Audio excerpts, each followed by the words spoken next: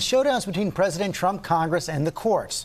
The president took off on his opponents at a rally in Pennsylvania last night after he ordered his former White House counsel not to testify before the House Judiciary Committee and responded to a court ruling that Congress can see his financial records. Our senior congressional correspondent Mary Bruce on Capitol Hill with the story. Good morning, Mary. Good morning, George. Well, we are seeing a real escalation here in the fight between the president and congressional Democrats. The president's strategy to resist all of their requests lost an early test in the courts yesterday, but Trump also infuriated Democrats here when he instructed his former counsel not to show up. Now, instead of being able to question Don McGahn, Democrats here this morning will face off with an empty chair. Overnight on the campaign trail in Pennsylvania, President Trump is promising to fight congressional Democrats at every turn. Angry Democrats all after us with all of it, and they still have it's like little embers that are burning. And this morning on Capitol Hill, the president is blocking his former top attorney, Don McGahn, from testifying, instructing him to defy a subpoena, citing constitutional precedent. McGahn was interviewed by the special counsel for more than 30 hours. Democrats say he's a key witness to the president's obstruction and are accusing the White House of stonewalling. So you're dealing with a lawless president who is willing to go to any lengths to prevent testimony that might implicate him, that does implicate him. And they're promising to fight back. Well, the first thing we're going to do is we're going to have to hold McGahn in contempt.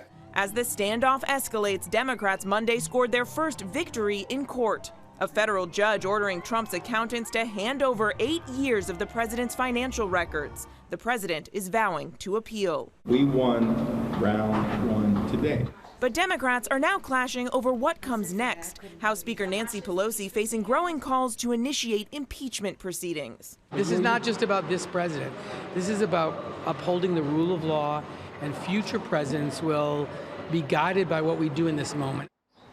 But, George, Democratic leaders are pushing back against these calls, especially with 2020 right around the corner. Top Democrats are concerned that any impeachment proceedings might overshadow their agenda. And, George, they point that this court victory yesterday, they say, shows that they are on the right path here. And meantime, Mary, the House Intelligence Committee yesterday released documents detailing Michael Cohen's claims against the president's current lawyers.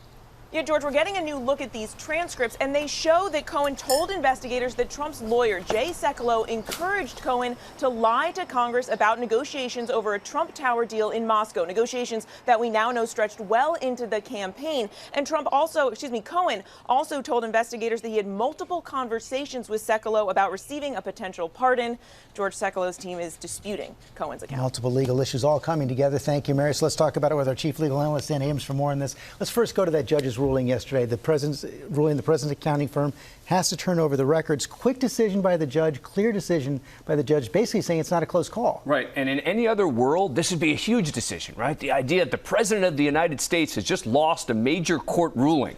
And yet, for now, it's going to sort of fall, and people are going to wait for the next level in this, and that's going to be the appellate court. This, no question, this is a big loss for the president. It was a clear loss, and the judge in his ruling actually referred to the possibility of impeachment proceedings, basically saying, look, Congress has the oversight power, including for impeachment proceedings, and as a result, the Congress has got to be able to investigate potential criminal wrongdoing. The president also defined congressional power by saying that his former counsel, Don McGahn, should not testify today. Right. And this is a tougher call. There are these two doctrines. One we've talked about a lot, which is this idea of executive privilege, confidential conversations between the president and his inner circle.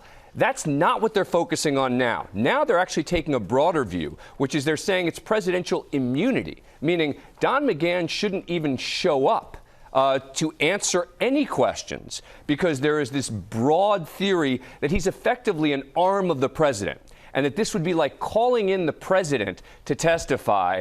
This one's a closer call, both on the issue of executive privilege and on the issue of presidential immunity. But in all these cases, it appears that Congress goes into these fights with a stronger legal hand in the courts, which has led a lot of people to say what's really going on here is the president is trying to run out the clock. Well, yeah, because every time there's a district court ruling, they're still going to wait for an appeal before they implement that, right? So you get a district court ruling and people say, aha, so they're going to turn over the documents. No. You're going to still wait for the next ruling, which would be they're saying, let's hold off. We're going to appeal this to the appellate court. And if they appeal it to the appellate court and they lose, they're going to say one appeal to the Supreme Court. And then finally, how about this argument that some Democrats are now making that if they actually opened up impeachment proceedings, it would streamline the process, make it go more quickly? It's true that it would help it go a little faster. They would have stronger arguments in certain cases to say we have an official proceeding ongoing.